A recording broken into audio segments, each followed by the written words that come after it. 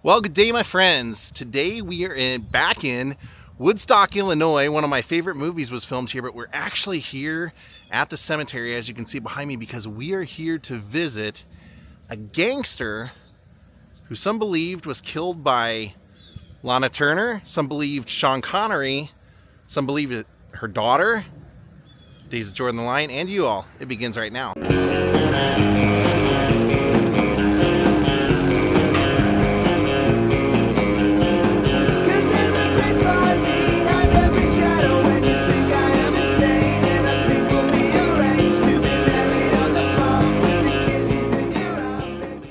Katie, good to see you. Good to see you. This guy is very fascinating. He's actually from here. Do you want to talk a little bit about his backstory here in Woodstock? Absolutely. Johnny Stompanato was Italian born. His parents were actually from Italy, and they actually got married in Brooklyn, New York of all places, but they relocated here of all places in the quiet town of Woodstock. His dad was a barber. His mom ended up having 4 kids. He was the youngest, and she ended up dying 6 days after he was born.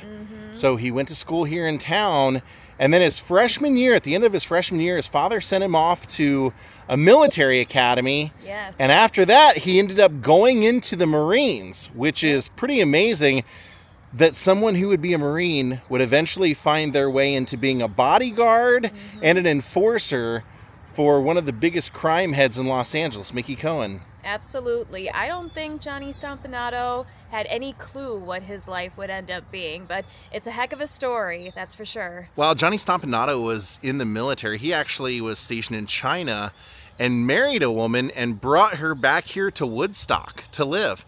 And within a very short time, he got her pregnant, had John the Third, and deserted her. Actually took off to Hollywood.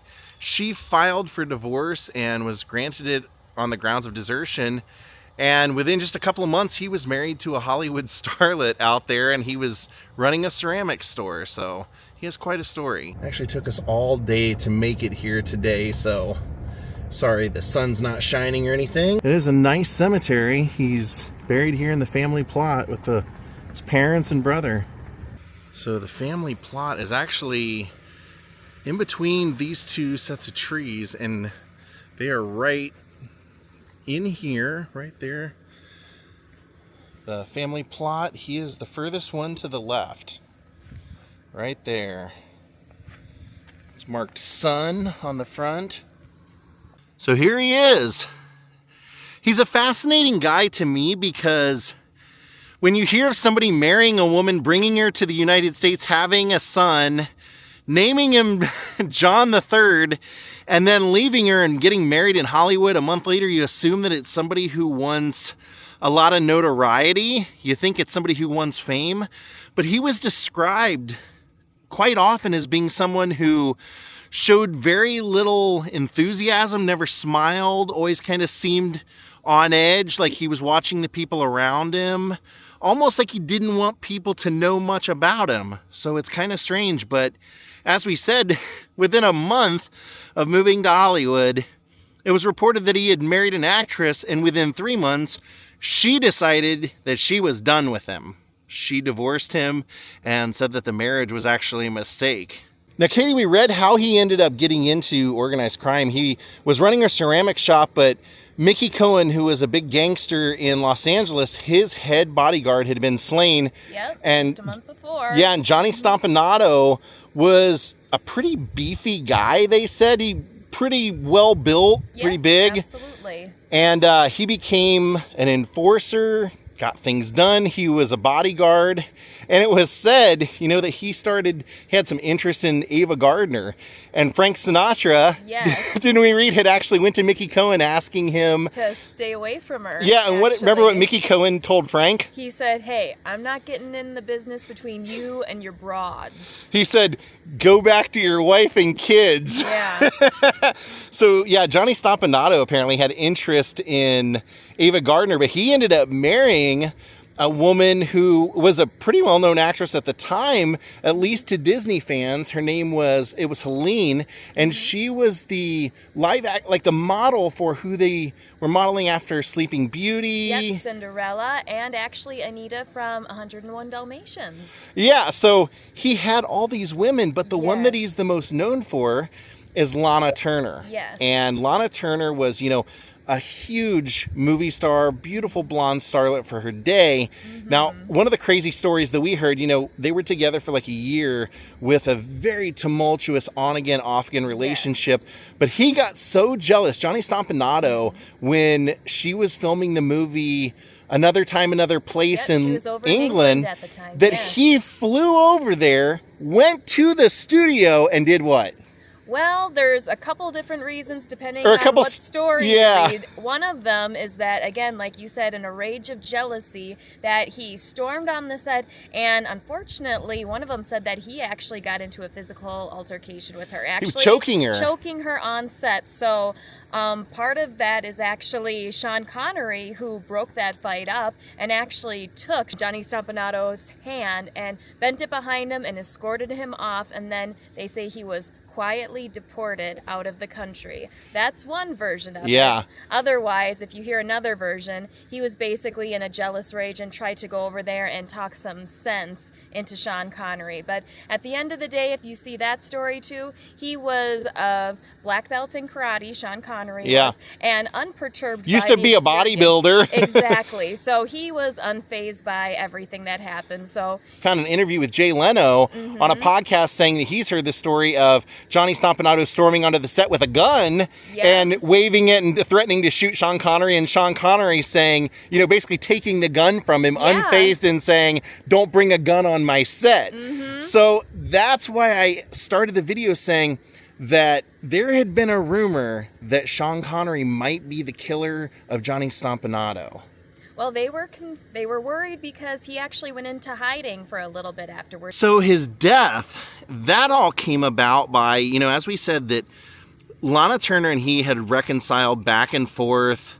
They had had a really rocky relationship, physical, several times. And so apparently Lana went to the Oscars and was there because of Peyton Place and was also presenting an award and did not invite Johnny Stompanato as her date. So when she came home, he went into a rage and hit her again, and apparently that set her off, Lana. And the reason I say that is because 8 days later, he would end up stabbed at her home. Her daughter would confess to being the one that did it, but Lana Turner's own hairstylist said that Lana told her, "I stabbed the SOB and I would have done it again." Katie, you're standing over here with the other part of his family. There's his that's his brother. Caroline right there. And yeah. His wife Ruby, and then they had a daughter named Carmela, actually. Yeah. So how Johnny ended up out here was that it was said that Cheryl, Lana Turner's daughter, had heard them fighting in the house, went to the kitchen, grabbed a knife off the table, and then came in and stabbed Johnny Stompanato. She said that he actually saw the knife and walked right towards her as though he didn't think she would do anything, and then stabbed. She said that he said, "Cheryl, what have you done? You've killed me." So then when the police come, they take Cheryl to detention center.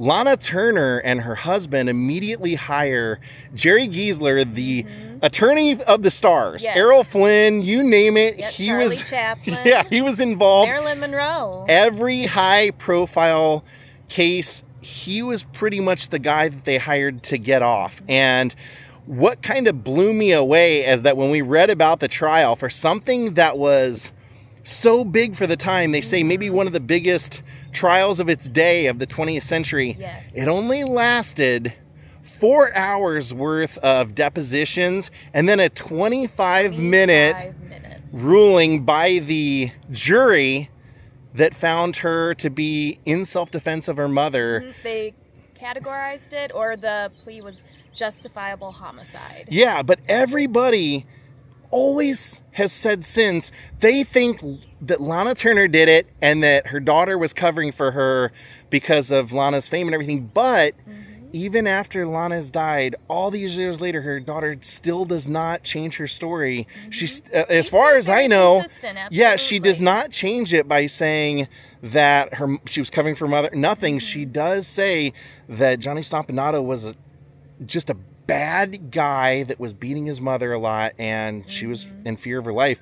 The crazy thing is that after this was all said and done, Johnny Stompanato's family, Johnny Stompanato Jr.'s family, sued Cheryl, Lana, and Cheryl's father, which would have been Lana's ex-husband, sued them and was basically trying to get, we read at the time, like $750,000, which would have been $6 million. Yes, it was equivalent to millions. Yeah, and she ended up, they ended up settling for $20,000, which would have been like $150,000. About $150,000. So yeah, that's the sad ending of a man who grew up in this town and went down the wrong path from Marine to mobster. Exactly. The only way to really describe this where people could understand it, almost imagine if you guys remember the O.J. Simpson trial. Imagine being glued to your TVs like you were for that, but imagining the trial only happening just a matter of hours. But the newspapers building it up so much beforehand and everything that was said and after. So yep, they basically said Lana Turner put on one of the best performances of her life, but it wasn't on screen. And it's so crazy that I guess it had with a 25-minute verdict, it doesn't really sound like if her stylist gave her deposition saying that that's what Lana said. I guess they just didn't buy it. The actress won out. So there's Johnny's father and his stepmother that he married very quickly after Carmela, who was Johnny's mother, passed. So Johnny is on the left of her, right there. When I lived in Hollywood, I actually went to the house that this happened and showed, where that would have happened, how it would have taken place and everything. So I will tag that video at the end of this one if you'd like to see. That was in Beverly Hills in Lana Turner's home. Well, my friends, thank you all for watching. I know a lot of you love to watch the cemetery vlogs, and it was very hard for me to come to Woodstock and not just want to revel in Groundhog Day, but being someone who vlogged a lot of old Hollywood, this is one, hearing the stories about him confronting Sean Connery and Sean Connery basically stopping him and then Lana Turner calling and having him deported.